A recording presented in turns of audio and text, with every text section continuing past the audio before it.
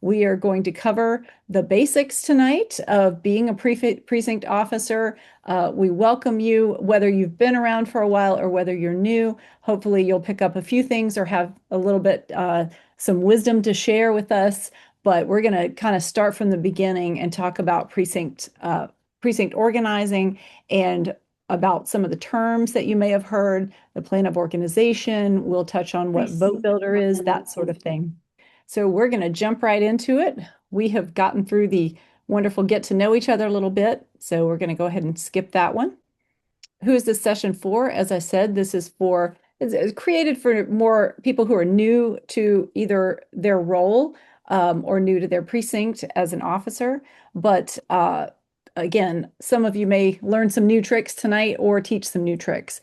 And we're going to cover the basics of organizing a precinct, talk about what we as a party are hoping to accomplish this year and beyond, and give you a clue kind of what your next steps are and what resources are available. So this is the basic agenda. We're going to talk about what we do, why we do it, focus a little bit on this year in particular. Then we're going to move on to sort of how the party is structured, what the regions, district, and areas, and what our responsibilities are spelled out. Then we'll get into the how we actually do it, which is really probably what you've come to hear. So I like to start with an alignment just to remind everyone that we are the party for all. We believe in equal protections for all. Everyone is welcome in our party, and we will fight for your rights, even if we don't always agree on everything as Democrats, as unaffiliated voters. Even sometimes Republicans vote for the Democratic, or Democratic candidates because they know that we are the party of equality. So why do we organize precincts in the first place? Well, there are multiple reasons. For one, many of our elections end up being close. You've probably heard North Carolina referred to as a purple state sometimes. And what that means is that sometimes elections come down to razor-thin margins, 2 or 3 votes. There are recounts. There has been massive gerrymandering or moving of district lines in our states to sort of push out representatives to make it harder for Democrats to win in certain cases. And so when people say every vote counts, they really, really mean every vote counts. And in a lot of these races, it's determined by who gets out their people, person by person, relationship by relationship, door to door. And organized precincts help our candidates get a head start. If you have a precinct that is unorganized, if there's not a point person in that precinct who can say, here's where the voters are. I've got block captains ready to help distribute literature. I know my neighbors, and my neighbors trust me and come to me when it's time to vote. It just helps give those Democratic candidates a leg up. And also, this may seem obvious, but people know themselves. They know their own precinct, and they're often more willing to volunteer and get involved for local things.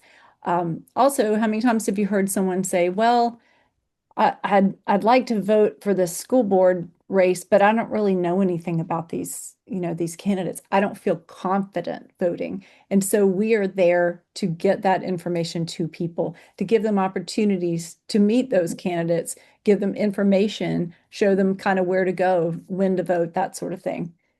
And the chair and the vice chair are actual members of the county executive committee. We have voting power to actually shape the party. And we have power under our bylaws to fill elected official positions. One example that is sometimes cited is Jeff Jackson. Jeff Jackson was appointed to fill his first position by the Democratic Party, the local Democratic Party. And so we do have the authority to do those things. If you see the map on the left here, you'll see there are 195 precincts.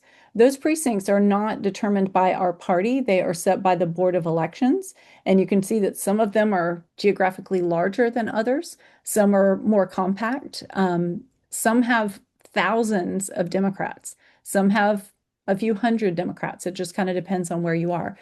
So the word precinct itself is not limited to the Democratic Party. The precinct is a geographic boundary, but when we are using it to mean our Democratic Party precinct. So when we say precinct leaders, we're talking about just within the Democratic Party, just wanted to make sure that you know that's a distinction. It's not something that we Democrats made up.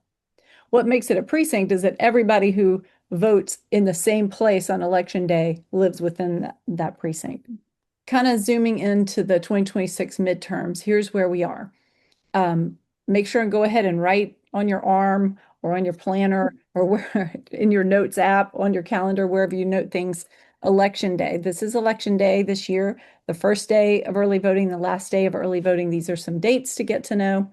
We will talk about gathering your dates together a little bit later, but just to give you a perspective, it's April now. Obviously, we are not out knocking on a door and getting someone to vote for a specific person right now, but we are active already, as we'll talk about a little bit later. These are the high level activities that we'll be doing this year, some phone banks, some door-to-door and high traffic canvassing and socials. And these areas under competitive areas, these are areas that are going to be of special focus to our party.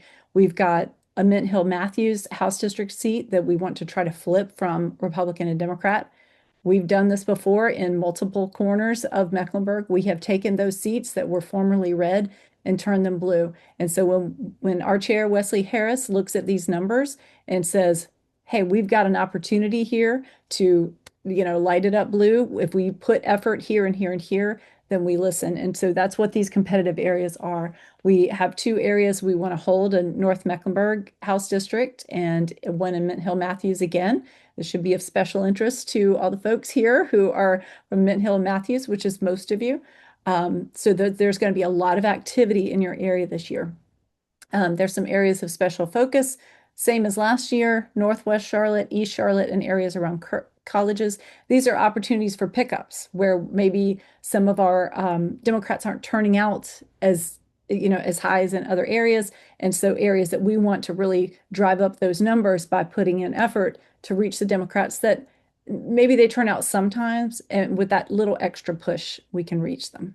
So there's a lot on this slide. You don't have to memorize it. It is simply to give you an idea of kind of how the party is structured. The top level, the national level, I should say, we're the top level, as the precinct leaders of the local voters. But so at the national level, we have the Democratic Party.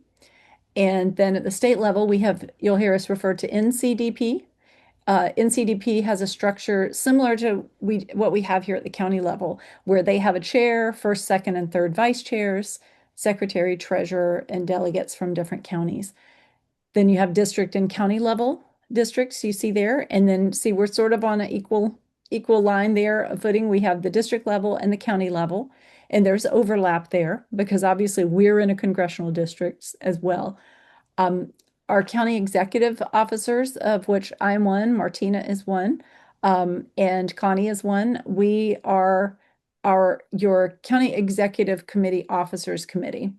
And so we also have regional vice chairs.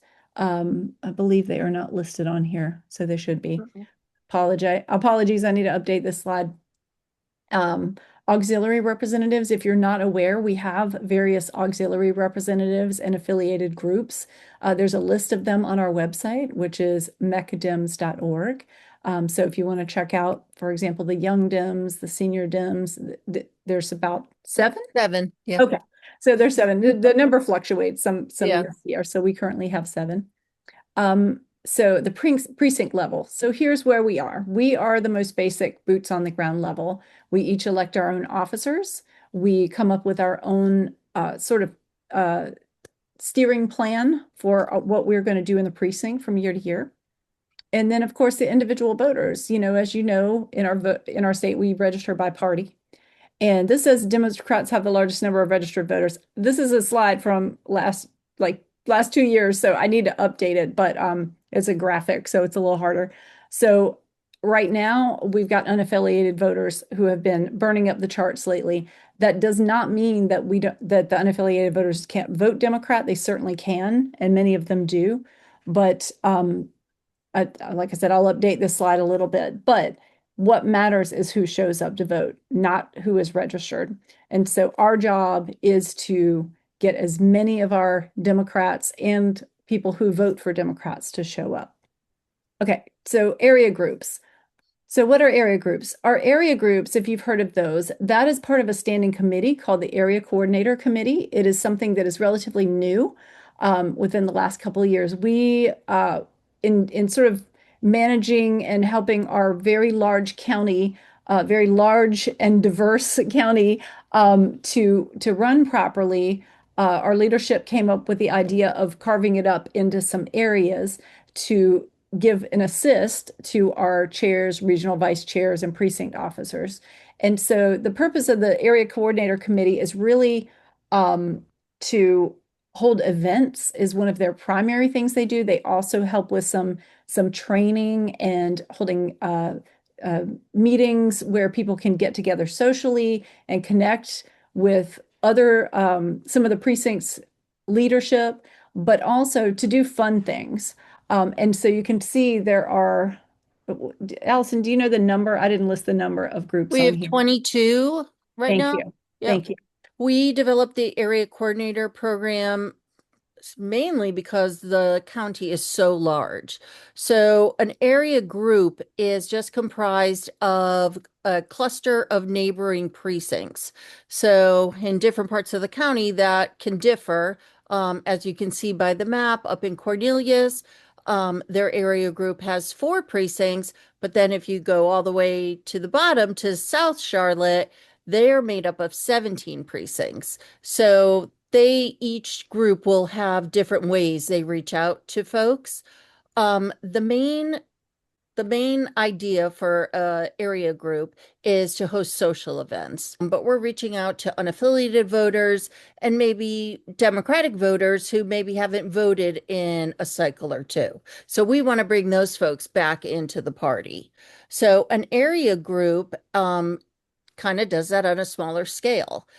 They are reaching out to the unaffiliated and lean Democrats in their area, and they're just inviting them to a social event at first. It's an event that's free. We're not asking them to volunteer yet, but we will.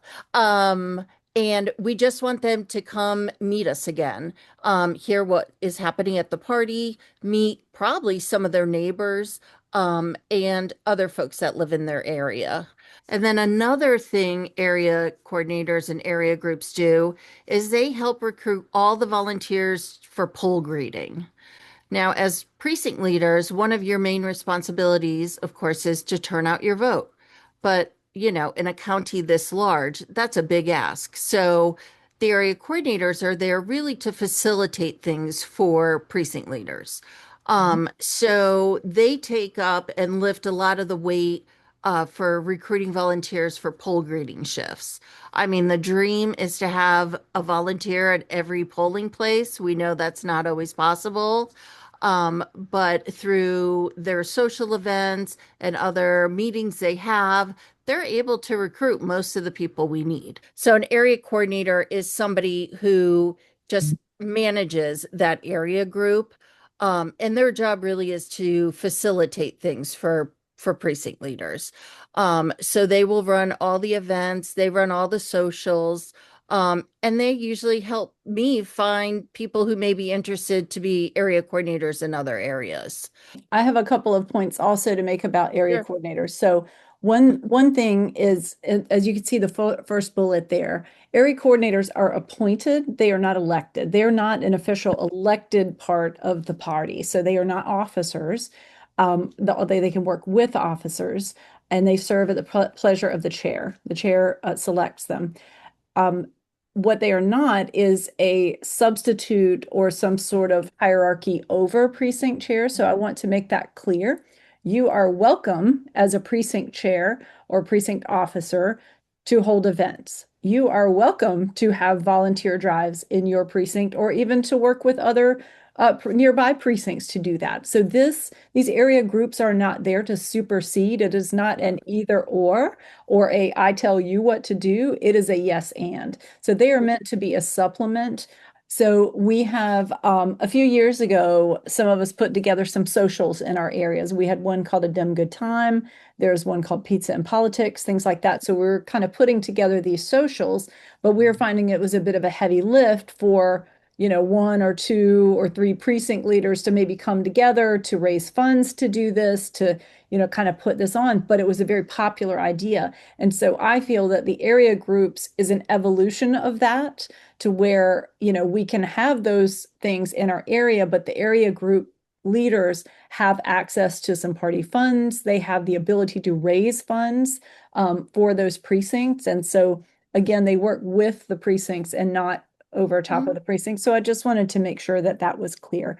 And as Mhm. you can see there on the right, if you're looking for this graphic or these groups, you can find it on the website at mecdems.org. So once a precinct is officially organized, we have responsibilities, right? And, to my point earlier, as a precinct chair or an officer, you kind of wear two hats. One hat is to participate in party business. So here you see showing up, voting. You are a county executive committee member, you have voting power. So that is the party hat, right? That's conducting the business of the party. But then the other hat is actual grassroots, day-to-day voter outreach. And you can do both. You can do one or the other. A successful precinct does all of this together integrated, right? So if you're able to organize and have voting power and come to the conventions and meetings and things like that, that's great. But even if you haven't done that, and you're willing to show up and help, you can still help us organize, connect with Democratic voters and volunteers. We will take your help. We need your help. We need everyone. Yeah. But everything that we do as a precinct should support these goals. Um, it's sometimes it's easy to kind of slide into a mode where people are suggesting, hey, why don't we have a dog wash? Why don't we do this? Why don't we have a Facebook page? Why don't we do that?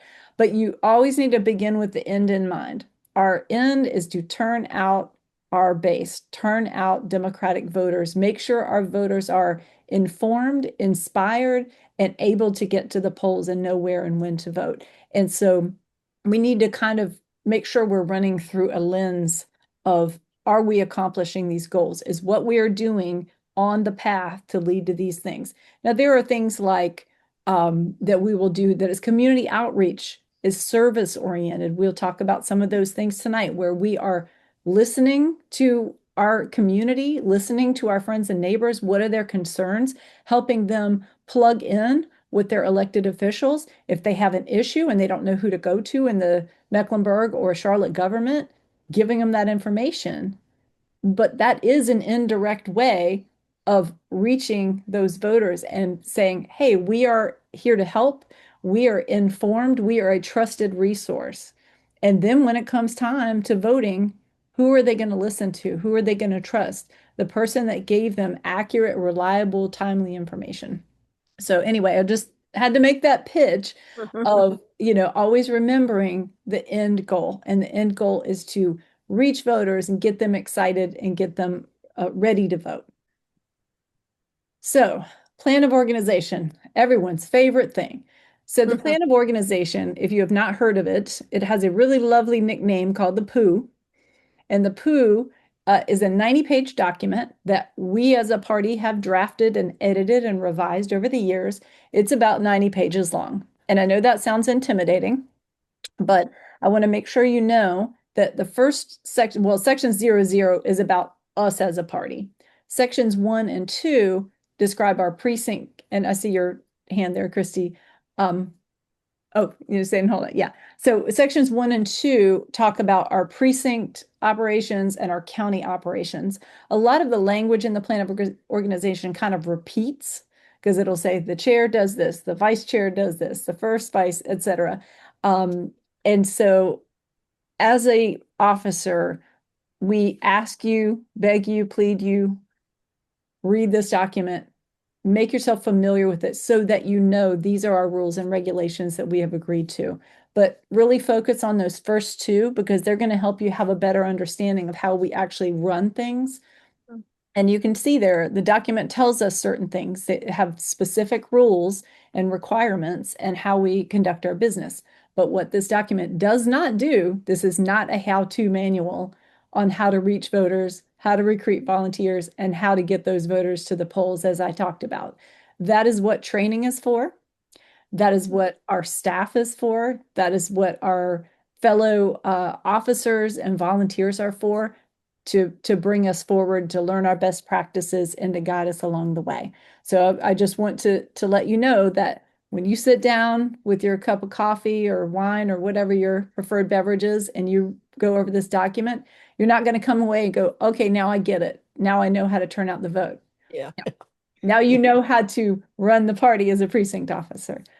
Christy. So Jennifer, my question was, so when you talked on the last slide about precinct officers and particularly the chair, Yes. that is for the chair. Are you going to also go over a little bit about what vice chair and secretary, kind of what their roles are, or is there a place where we can find that information too?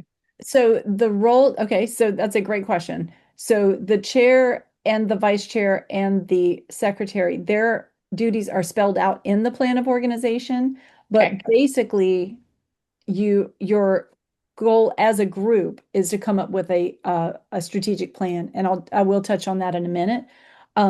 It's also possible to sort of interchangeably and share some duties, so it's not totally set in stone. If you have a person who's particularly tech savvy and wants to help Mhm. with the data side of things, or that side of things, like you, it's not so rigid that you have this chair has to do this.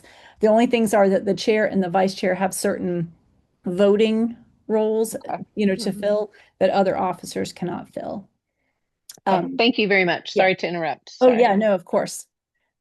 So, all right. So the first thing that I would ask you to do after the plan of organization, if you have not already done this, if you're in a precinct that's been rolling along and is pretty well organized at this point, and you're just new to your place, this work may have already been done for you. And in fact, over the last few weeks, Martina and I and some of the other folks have worked to get some documents in your hands via email. Hopefully, you will have all received or seen at this point some of the things that are mentioned on here, such as the lovely pie charts to the left. So what we're suggesting is to get to know your precinct, understand the lay of the land. So gather together in a common place where your precinct officers can share it. We recommend something like Google Drive or a Dropbox or some sort of shared thing if you're digital savvy, and if not, old-fashioned printed binders. Um, Contact list for your party and your precinct officers. Some of this information is available to you 24/7 via the training library. That is the bottom link there. It says info.mcdems.org there. We also sent that link out in the email that we sent recently to everybody with these resources. So, sorry, I'm going a little fast. I'm going to take a breath. Hmm. So if you put together all this information, you're going to start to see your precinct take shape. You're going to see how many registered Democrats do we have here? How many unaffiliateds? What age groups are sort of represented here? How does our precinct lean? Is our polling place restricted or unrestricted? Um, Allison, if you don't mind, say just a bit Sure. about that, about polling places. Yeah. So in Mecklenburg County, we have two types of polling places. One is an unrestricted polling site. That means we can have poll greeters there, we can have yard signs, we can have volunteers handing out lit. We usually set up a table and a tent and make it kind of it's a little bit like tailgating, and it's actually quite fun. A restricted precinct is a precinct that their polling place is typically at a place of worship. So at restricted polling places, all we can put there are signs. We can't have any literature, we can't have any volunteers there, no poll greeters, nothing like that. Typically, just for your information, when it is a restricted precinct at the party, because we can't have folks handing out our blue ballot that has all our candidates on it, we will mail those to the voters who live in those restricted precincts. So they're still getting the blue ballot in their hand, just in a different mechanism to do that. Thank you. Yeah, So, neighborhoods, apartments, HOAs, things like that, getting to know your precinct. My precinct, for example, we have quite a few apartment complexes. And when we started to dig into the excuse me, the voting numbers, we realized that people in our apartments tend to vote in lower percentages than our homeowners, our people who have single family homes and if they've tended to live here longer. We have more people moving in and out of those apartments. So that's an opportunity for checking voter registrations, making sure that the person who lives there, they may not be the person that's listed on your list, but it's an opportunity to say, hey, are you registered to vote? So in my precinct, for example, when we're coming up with our plan for reaching voters, we reach our apartments first because we realize that that is a really good opportunity to pick up votes and to communicate with people. Also, the people in our apartments tend to vote more Democratic than our single family homes. So, just kind of getting to know your precinct like that, where are some areas of opportunity?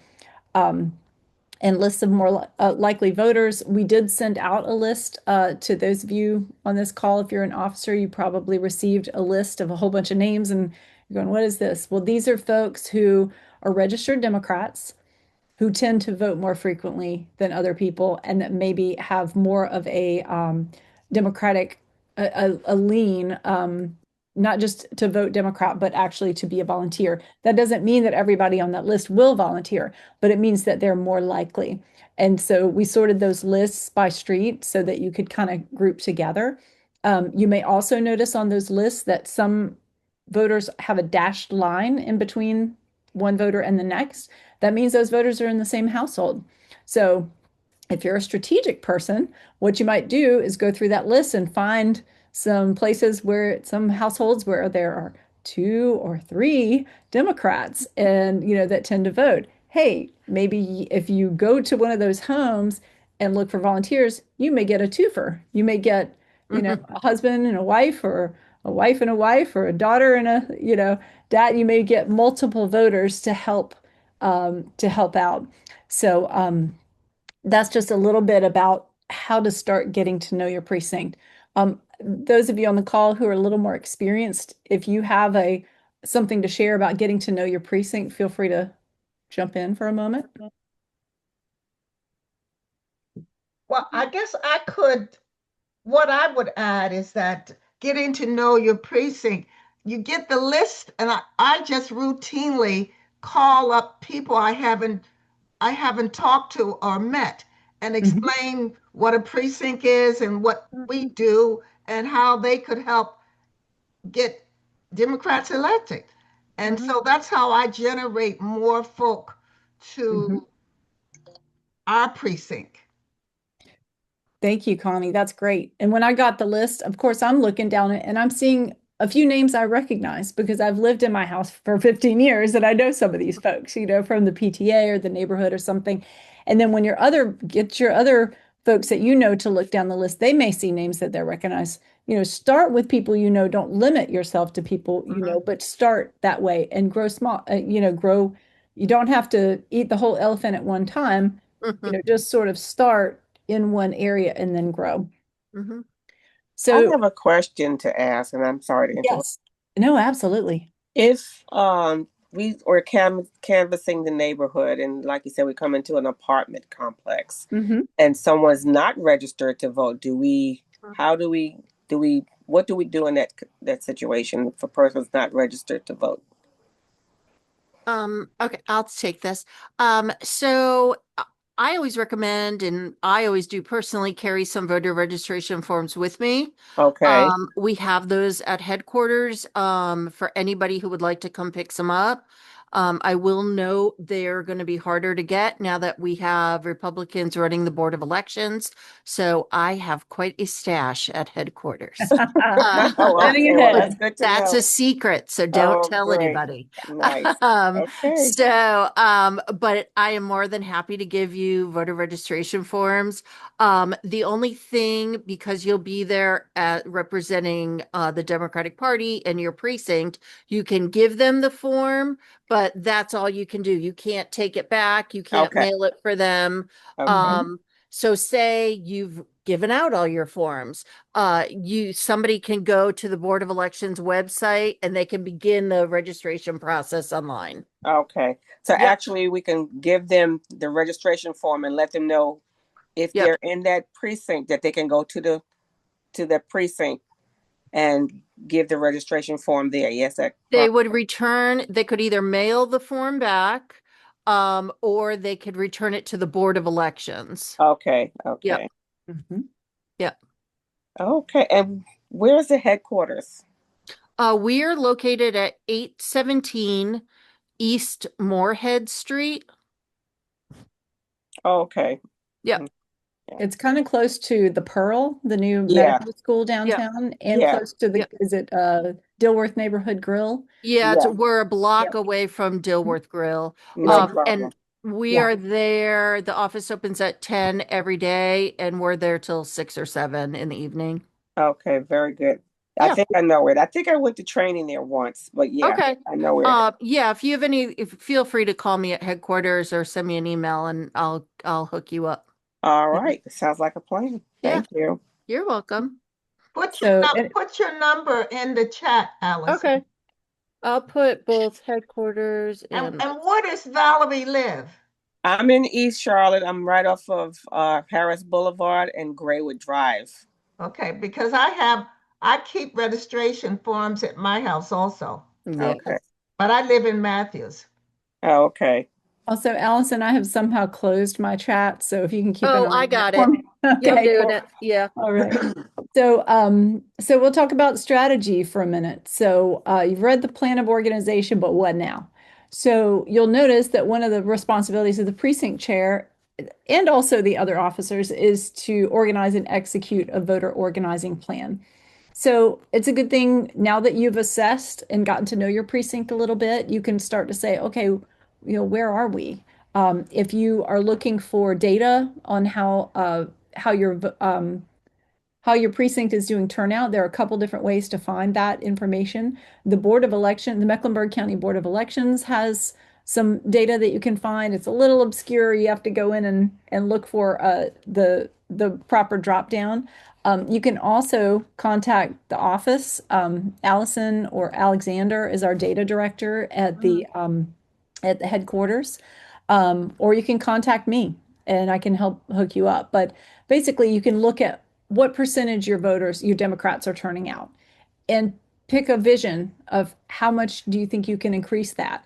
You can actually look at real numbers and say, okay, well, we had 535 Democratic voters turn out, and we'd like to increase that to 565 voters. We'd like to get 30 more. Can we reach 30 more? Pick a reasonable goal and take concrete steps to achieve that. I find that by actually coming up with a concrete target, it's a little bit easier to visualize and to understand what you're trying to do rather than say, we just want to turn out the vote. We just want to turn out the vote. I mean, ideally, you reach every single voter multiple times before election day. But the likelihood that you're going to do that, especially if you're just starting out, I mean, you can try, but I find it's better to kind of look at what the resources are you have, come up with a reasonable goal, support that goal, and then you can sort of move forward and build on that year to year. I have here election info, the primary election runoff, early voting dates. We do have a calendar at mecdems.org that you can look at for some election info, but sometimes it's good to go right to the source. The Mecklenburg County Board of Elections has those dates for you. Closer to the election, they will have information, like usually they'll have a PDF or something like that that has early voting locations, things like that. Ballot info, who's running for what office, and communications. So for the ballot, we won't know for sure for an election who is actually on the ballot until the filing ends for that office. So sometimes people go down and file right the same day as the filing deadline. So you may not know exactly who is, but we will know what will be on the ballot. And I'll tell you in a couple minutes how to look up a sample ballot. Communications. Just because you see the word social media here, don't get scared. That does not mean, oh my gosh, I have to open up an Instagram and a Facebook account and all the things for my precinct. You don't. If you would like to, you're welcome to, but I definitely recommend that you have a plan for now and next year, because what will happen sometimes is people get excited and they say, oh, well, so and so is really good with savvy with social media. They can do a Facebook page for our precinct. Okay, but what happens when so and so gets busy and can't do it, or moves and can't do it anymore? And then you put up a lot of energy into something and go defunct. So if you're actually going to try to have those at the precinct level, I would caution you to, again, begin with that end in mind. Is this actually something that we can use actively, update reasonably, and build? Or if you don't have the energy and the ability to do that at the precinct level, we have social media for the county. We have very good social media. Ratasha Smith is our third vice chair, and she does a great job with our Instagram. She's been producing these wonderful videos together with some other volunteers. And so driving people toward our party resources that are already there is a great way to plug people in with social media. And there's also a newsletter. Can you say more? A newsletter. Ratasha does a newsletter. Yes. So that way we're not having to reinvent everybody at precinct level trying to keep people updated. The state party, MCDP.org, also they put together these sort of weekly email blasts that go out that have sort of goings on at the state level. If you go to ncdp.org, they have our party and a resources, and you can check it out and see if there's anything there that's of interest that, that may be able to help you. You can also find the latest plan of organization there. So, MCDP 365, everyday people. This is what we mean by this. We are everyday people. We are just every kind of person you can think of. And also, we are at this every day. So as Democrats, we don't get fired up in September, October when elections come around. We are starting January 1st, day one, going the whole calendar year. Our first vice chair, Martina Ackridge, came up with this wonderful vision this year for a sort of year-round plan to be building toward. This doesn't mean every single precinct is going to hit every single one of these notes, but it's a vision and a goal to be building toward so that we can be working on similar things across the county throughout the year. So January through March, we've kind of got those two hats that I was talking about, the party business hat and the grassroots, at the ground level. So with party business, during that sort of first part of the year, we are getting our meetings and conventions done. So we're electing our officers, we're organizing our precincts and things like that. And then at the grassroots level, we're doing learning and growing. We're having some volunteer recruitment, especially when we're trying to get people to come to our precinct meetings. We're reaching out to people actively. We are listening to our communities. We are celebrating our Women's History Month, Black History Month, other things like this. So it goes beyond just the party business. April through July, there's more business to be done of finding volunteers, setting up block captains. A block captain, if that term is new to you, is simply a term for a point person. It could be a person who lives in a certain neighborhood, who is willing to distribute flyers on their block or talk to their neighbors, or maybe they are in a parents group with some of their neighbors or PTA people, and they'll text people and remind them to vote, that sort of thing. So it's block by block. That's where the block comes in. Doesn't have to be a literal block. It just means you are sort of carving up your community into sort of bite-sized chunks. We're having social events, as we mentioned, the area coordinators, some of the precincts are having events, things like that, the party itself. And then we're building trust with people. Again, we're that trusted resource. We're having events such as, and Allison will talk about this a little bit later, but food drives and things like that, where we are there for people. Doing some voter registration, which we do in a nonpartisan way, but it is absolutely something that we do. Engagement with youth. We have several colleges in the area. Our young Dems are very active, really, really great group. And then August through November, it's all combined. It's party business, it's boots on the ground and everything. It's some of this traditional stuff that you know about, the phone banking, yard signs, giving people rides to the polls, voter protection, making sure we have eyes right there at the polls. So if anything goes wrong, we've got somebody on the phone to that Board of Elections, curing ballots, all that. And then in December, we celebrate and we reflect. How did it go? Let's have a watch party. Let's, plan for the next year. And there, as you can see in the yellow box, we have our evergreen year-round activities that we do, all the time. So hopefully this gives you sort of a sense of what we do. It's a wheel that's always turning, and we do not do the same thing at the exact same time, all in lockstep. But this is just sort of to give you an idea of the flow, that our activities in September are going to be different than what we're doing in February and March. Allison, did you want to say something? No. Oh, I thought you unmuted for a Oh, second. that was a Okay. mistake. I'm Oh, sorry. that's okay. That's okay. So that's a lot of work. Who's going to do it? We are going to do it. So we do not expect you to do it alone. As I mentioned, years ago, I sat where you sat. I was a newly elected chair. I had me and my few officers, and we said, we don't have anything. We don't have a list. We don't have it was just us. So we started small, and we got headquarters to run us a list of those Democrats. And we went to a few select doors trying to find people to help. And we found some people and said, oh, yeah, we'd love to help and show up. And so you just start with those few people. And then they say that each one teach one, right? So it grows. Yes. So here are some a few things to get started. So first, figure out what you're looking for. When I say the roles and needs of your precinct, what are you looking for? Are you looking for people to help canvass? Are you looking for people to help do some planning? Have some social events, raise some funds. Fundraising is sometimes an overlooked part of our organization, but I know people, I know one of them in my own house who will not knock a door. They will not pick up a phone. That is not their gift. They will write a check. And it is really important that we don't forget that. It's not all about, we don't all do the exact same things, but that is one of the gifts that some people are able to give.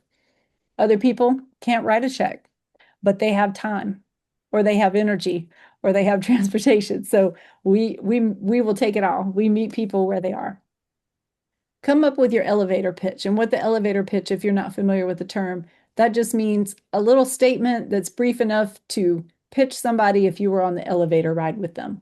So not 4 paragraphs about getting involved with the party, but just a brief statement of, hey, I do a lot of work with the Democratic Party. I volunteer right here in our precinct. We have a need for someone to help us, organize this block. And I know you live in this area. Would you be willing to help us reach out to some of your neighbors, give them information about voting? Just short and sweet. And again, as I mentioned, start with people that you already know. Don't limit it to people you already know. That's how you end up with a bubble, right? But you've got to start somewhere.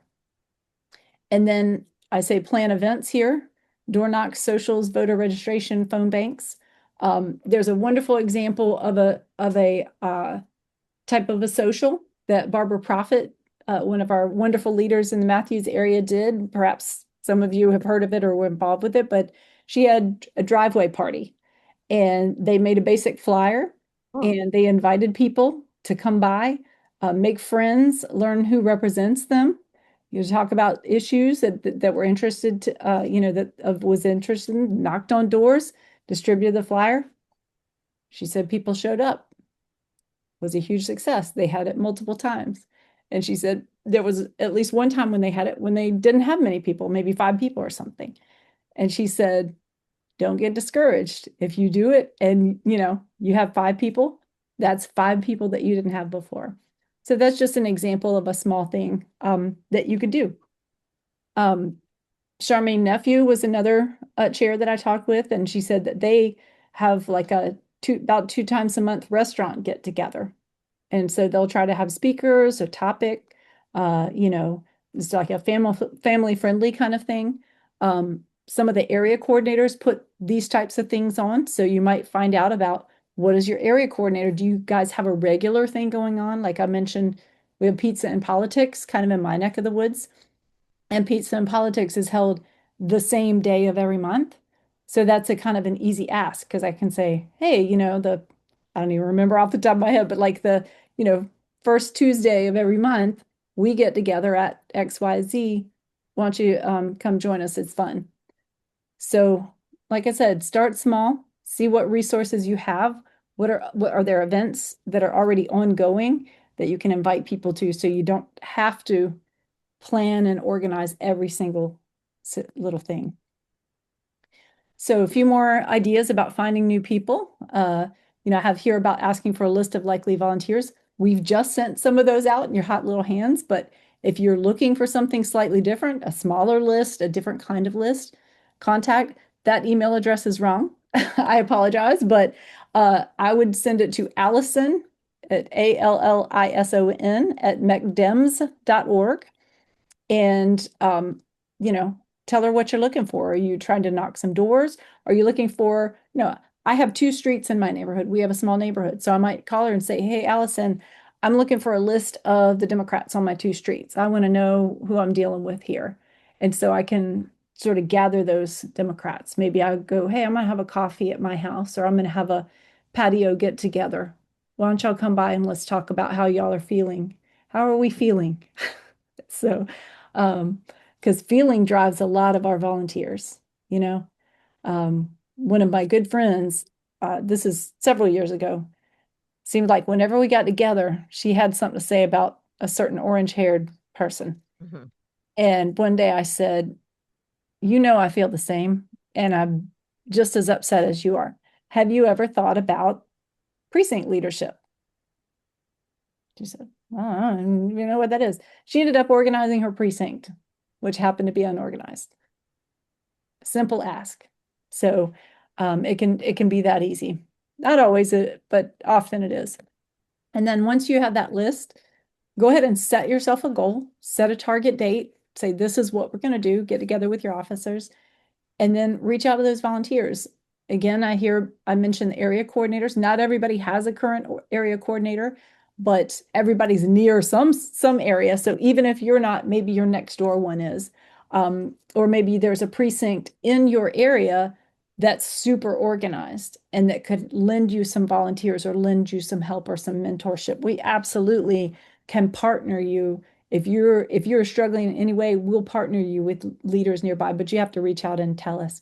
Talk to me, talk to Allison, talk to your regional vice chair, which may be Ms. Connie Green Johnson. But we can help you build those mentorships.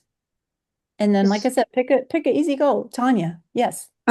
Yeah, I was going to ask about that because even at our little meeting that we had back here, there was other people from different precincts, and we were like, right near each other, like they're across the street or something like that. So our precincts are just geared to like a few blocks or something like that, or because I was like, how are you not in my? Because I know people, and yeah. I was like, I thought we were all together.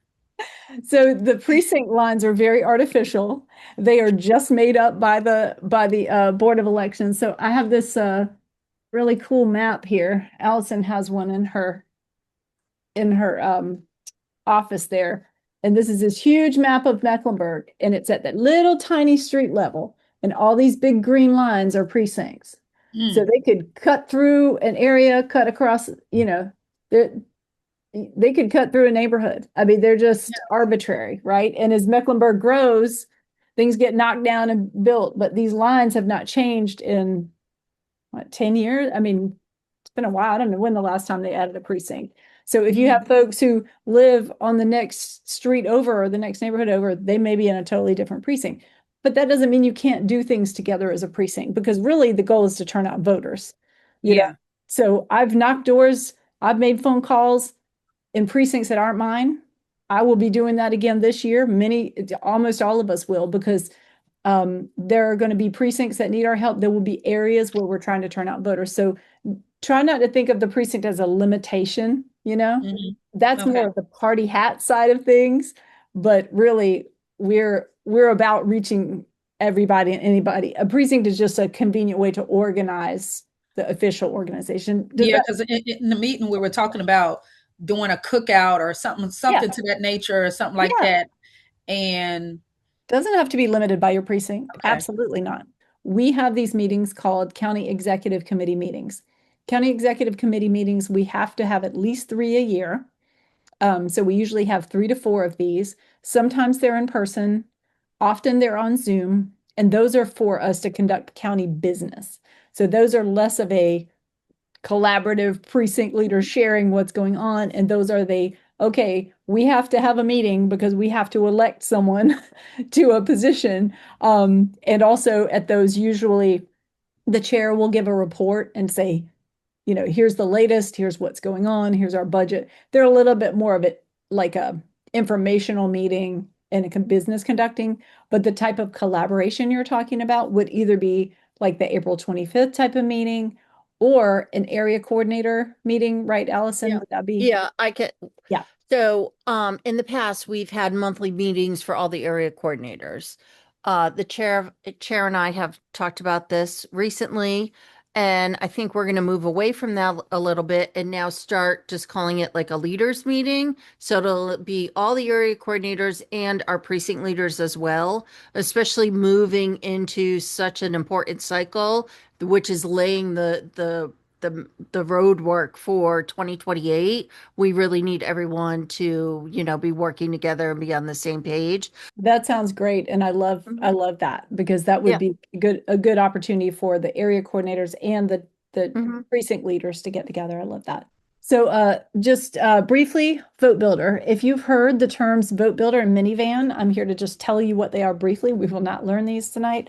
So Vote Builder is our database. That is what national, state, and local campaigns, Democratic Party use.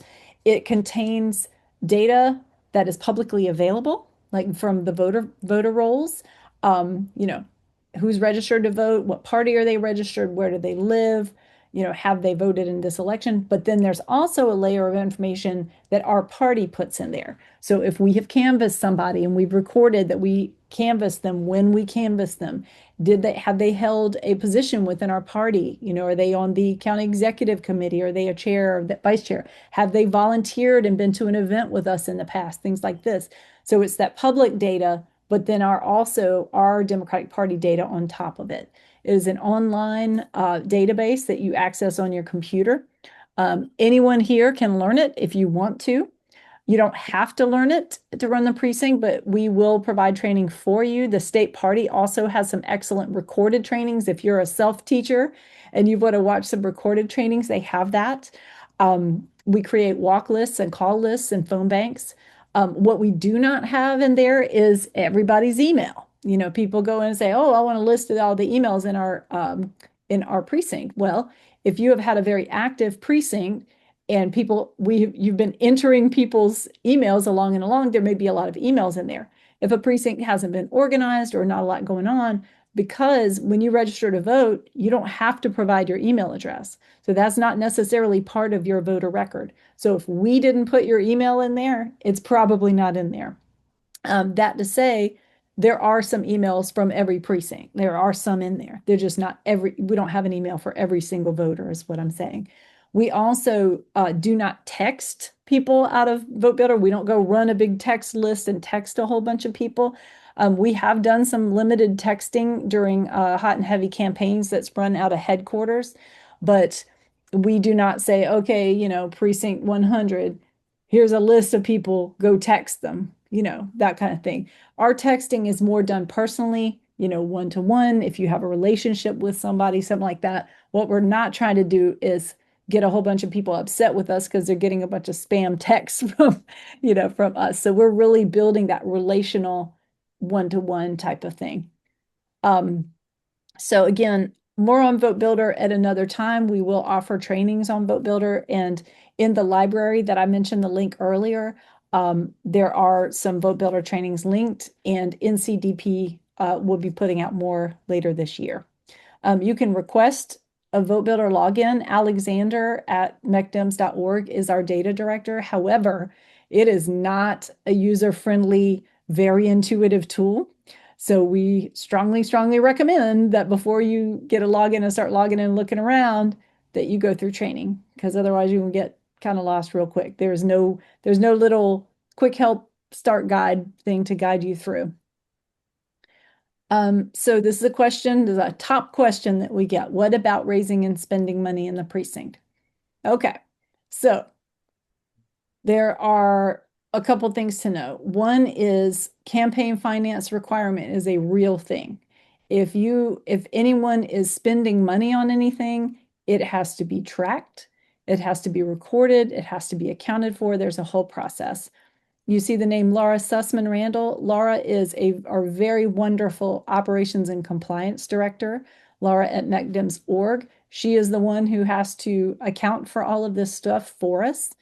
I have in the past been in meetings, not anytime recently, but I've been in the past, and Connie, I know you have, where people said, oh, we're going to pass the hat.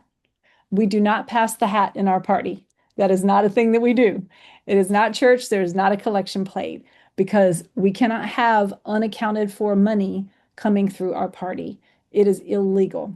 So what we do is, if I am having an event, I'm having people at my house, or some coffee shop, and I say I'm going to get a pizza, or I'm going to have some food or something I'm providing for the party, I fill out an in-kind donation form. That means I am donating out of the goodness of my heart. Here's what it was. Here's the date it was placed in service. That goes to Laura, so Laura has a record of it. If you think you want to or need to spend money on something precinct related that you're not donating out of the goodness of your heart, you need to contact the party. So as it says there, the area coordinators do have access to a sort of a cash card that is called a PEX card. So it has a paper trail. But in general, try not to spend money on things. But if you have to spend money on things, there is a process for donating the in-kind donation.